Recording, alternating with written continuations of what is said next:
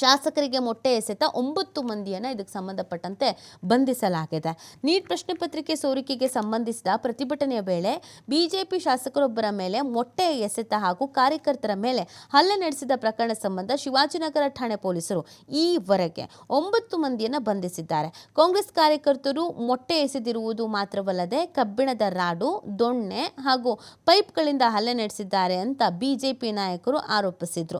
ಅಲ್ಲದೆ ಶಾಸಕ ಬಿಪಿ ಹರೀಶ್ ಮೇಲೆ ಮೊಟ್ಟೆ ಎಸೆದಿರುವಂತಹ ಪ್ರಮುಖ ಆರೋಪಿ ಪುಣ್ಯೇಶ್ ಸೇರಿ 9 ಮಂದಿಯನ್ನು ಬಂಧಿಸಿ ವಿಚಾರಣೆ ನಡೆಸ್ತಾ ಇದ್ದಾರೆ. ಪ್ರಕರಣದ ತನಿಖೆ ನಡೀತಾ ಇರೋದ್ರಿಂದ ಆರೋಪಿಗಳ ಹೆಸರು ಬಹಿರಂಗಪಡಿಸೋಕ್ಕಾಗೋದಿಲ್ಲ ಅಂತ ಪೊಲೀಸರು ಮಾಹಿತಿ ನೀಡಿದ್ದಾರೆ. ಪ್ರತಿಭಟನೆ ವೇಳೆ ನಡೆದಂತ ಗಲಾಟೆಯಲ್ಲಿ ಪಾಲ್ಗೊಂಡಿದ್ದ ಕೆಲ ಆರೋಪಿಗಳು ನಾಪತ್ತೆಯಾಗಿದ್ರು. ದೂರಿನ ಆಧಾರದ ಮೇರೆಗೆ ಬುಧವಾರ 5 ಮಂದಿ ಹಾಗೂ ಗುರುವಾರ 4ರನ್ನು ಪೊಲೀಸರು ಬಂಧಿಸಿದ್ದಾರೆ. ಶೇಷಾದ್ರಿಪುರ ಉಪವಿಭಾಗದ ಎಸಿಪಿ ನೇತೃತ್ವದಲ್ಲಿ ವಿಚಾರಣೆ ನಡೀತಾ ಇದ್ದು, ಮೊಟ್ಟೆಯನ್ನು ಎಲ್ಲಿಂದ ತಂದಿದ್ರು, ಮೊಟ್ಟೆ ಎಸೆಯುವ ಸಂಚು ರೂಪಿಸಿದವರು ಯಾರು ಎಂಬ ಬಗ್ಗೆ ಆರೋಪಿಗಳ ವಿಚಾರಣೆ ನಡೆಸಿದ್ದಾರೆ. ಇದರ ಜೊತೆಗೆ ಕ್ವೀನ್ಸ್ ರಸ್ತೆಯಲ್ಲಿನ ಸಿಸಿಟಿವಿಯ ಕ್ಯಾಮೆರಾ ಹಾಗೂ ಮೊಬೈಲ್ ದೃಶ್ಯಗಳು ಪೊಲೀಸರು ಪರಿಶೀಲನೆಯನ್ನ ಮಾಡಿದ್ದಾರೆ. ಬೇಕು ಅಂತ ಮೊಟ್ಟೆ ಎಸೆಯಲಾಗಿತ್ತು ಅಂತ ಅಂದ್ರೆ ಒಂದು ಪ್ರಾಪರ್ ಪ್ಲಾನ್ ಮಾಡ್ಕೊಂಡೆ ಬಂದಿದ್ರಂತೆ ಮೊಟ್ಟೆ ಎಸೆಬೇಕು ಅಂತ. ಸೊ ಅದೆಲ್ಲದ್ರ ಬಗ್ಗೆ ತನಿಖೆಯಾಗಿ ಈಗ 9 ಮಂದಿನ ವಶಕ್ಕೆ ಪಡ್ಕೊಂಡಿದ್ದಾರೆ ಅನ್ನೋದು ಗೊತ್ತಾಗ್ತಾ ಇದೆ.